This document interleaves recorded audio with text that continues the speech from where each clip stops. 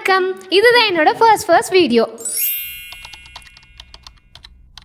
அதனால இன்னைக்கு நான் என்ன பண்ண போறேன் அப்படின்னா, இந்த மாதிரி டைரி வீட்லயே எப்படி பண்றதுன்னு பார்க்கலாம். நீங்க நினைக்கலாம் இந்த மாதிரி ஜர்னல் டைரி வீட்லயே பண்ணலாமா, இதே மாதிரி பண்ணாலும் நல்லா இருக்குமான்னு நினைக்கலாம். எஸ், கண்டிப்பா பண்ணலாம், குவாலிட்டியா பண்ணலாம். எப்படி பண்றதுன்னா நான் உங்களுக்கு காட்டுறேன். என்னோட ஃபர்ஸ்ட் வீடியோ கொஞ்சம் இன்ஃபர்மேட்டிவாகவும் இருக்கணும், கிரியேட்டிவாகவும் இருக்கணும், உங்களுக்கு யூஸ்ஃபுல்லாகவும் இருக்கணும்னு நினைச்சேன். அதனால தான் இன்னைக்கு என்னோட ஃபர்ஸ்ட் வீடியோவா இந்த ஜர்னல் டைரி எப்படி பண்றதுன்னு பார்க்க போறோம். எப்படி பண்றது யோசிச்சேன்னா, போன நினைச்சேன் ஃபர்ஸ்ட் என்னோட ஆப்ஷனாக நோட் பேப்பர் தான் இருந்துச்சு. பேப்பர் வந்து அந்த அளவுக்கு குவாலிட்டியாக இருக்காது, ப்ளீட் ஆகும். அதனால என்னோட செகண்ட் ஆப்ஷனை என்ன வச்சிருந்தேன் அப்படின்னா, A4 ஷீட்டுமே ஆனால் அந்த அளவு நல்லா இருக்காது. அதனால தான் யோசித்தேன் இந்த சார்ட்டை எடுத்துகிட்டு வந்தேன். இந்த சார்ட்டில் அழகான ஒரு ஜேர்னலிங் பண்ணலாம். பிகாஸ் இதில் நல்ல குவாலிட்டியான பேப்பராகவும் இருக்கும், நல்லாவும் இருக்கும். அதுக்கு நான் இந்த ஒயிட் ஷர்ட் எடுத்துகிட்டு வந்திருக்கேன். எப்படி பண்ணுறதுன்னு பார்க்கலாமா?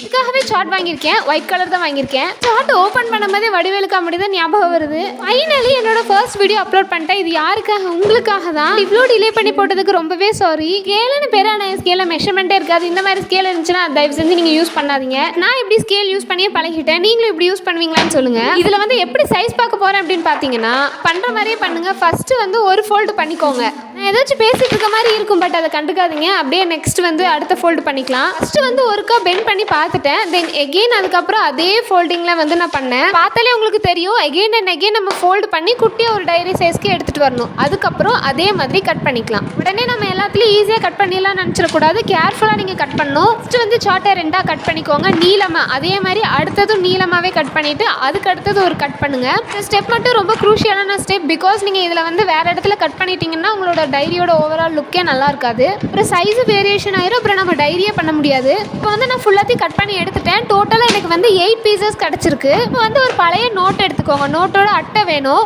பிகாஸ் நம்மளோட ஜர்னல் டைரி கவர் வந்து கொஞ்சம் ஸ்ட்ராங்காக இருக்கணும், பேப்பர் மாதிரி இருக்கக்கூடாது. இதுதான் நான் வந்து இந்த நோட்டோட அட்டை வந்து எடுத்துகிட்டு வந்திருக்கேன். இப்போ வந்து இந்த நோட்டோட அட்டைக்கு பதிலாக வேறு ஏதாச்சும் யூஸ் பண்ணலாமா அப்படின்னு கேட்டிங்கன்னா, பார்சலுக்குலாம் வரும் இல்லையா இந்த ப்ரௌன் கலர் பாக்ஸ், அதோட அட்டையை கூட நீங்கள் வந்து யூஸ் பண்ணிக்கலாம். அதில் வந்து ஒரு சின்ன டிஸ்அட்வான்டேஜ் என்ன அப்படின்னா, நீங்கள் வச்சு எழுதும் போது வந்து கீழே உள்ள அட்டை வந்து ஒரு மாதிரி டிஸ்டர்பன்ஸாக இருக்கும். அதனால தான் நான் இதே யூஸ் பண்ணிக்கிட்டேன். நான் வந்து ஜர்னல் கவருக்கு வந்து ப்ரௌன் கலரில் பேப்பர் பேக் இருக்கு இல்லையா, நான் அதான் யூஸ் பண்ணியிருக்கேன். எனக்கு வந்து இந்த கலரு எனக்கு ரொம்ப பிடிச்சிருக்கு. அதனால நான் இப்படியே விட்டுட்டு, சப்போஸ் உங்களுக்கு இந்த மாதிரி வேண்டாம் நீங்கள் நினச்சிங்க அப்படின்னா வேறு பேட்டர்ன் பேப்பர் கூட செஞ்சு வந்து ஒட்டிக்கோங்க. ஒரு போட்டதுக்கப்புறமே இந்த சென்டரில் வந்து நோட்டோட ரைட்டிங்ஸ்லாம் இருந்துச்சு, அதை மறைக்கிறதுக்கு தான் நான் எகெயின் நோட் பேப்பரை கட் பண்ணி நான் வந்து ஒட்டிட்டேன். நோட் பேப்பர் யூஸ் பண்ணும்போது சைடில் உள்ள எட்ஜஸில் இருக்க அந்த சுருங்கி இருக்கும், அதெல்லாம் கட் பண்ணிவிட்டு அதை ஒட்டுங்க. இந்த சார்ட் பார்த்தீங்கன்னா என்னோட பழைய சார்ட்டு. இதையும் சேர்த்து யூஸ் பண்ணலாமான்னு நினச்சேன், பட் லைட்டாக கிழிஞ்சு இருந்துச்சு, கொஞ்சம் பழசு மாதிரியும் இருந்துச்சு. அதனால நான் யூஸ் பண்ணல. இப்போ வந்து நல்ல சைஸஸ் எல்லாம் வச்சு பார்த்துக்கோங்க கரெக்டாக இருக்கா அப்படின்னு சொல்லிட்டு நல்லா ப்ரெஸ் பண்ணி கொடுங்க. பிகாஸ் நம்ம அதில் வந்து ஸ்டேபிள் போடணும். ஃபஸ்ட்டு வந்து நல்லா சேர்த்து அந்த அட்டையோடய வச்சு போட்டேன், பட் எனக்கு வந்து ஸ்டேபிள் ஆகலை. அதனால நான் பேப்பருக்கு மட்டும் ஸ்டேபிள் போட்டுக்கிட்டேன். போடுறதுக்குள்ளேயே நான் ஒரு வழி ஆகிட்டேன். உங்களுக்கு பார்த்தாலே தெரியும் அந்த ஸ்டேபிள் பின்லாம் கொஞ்சம் நீட்டாக இருக்காது.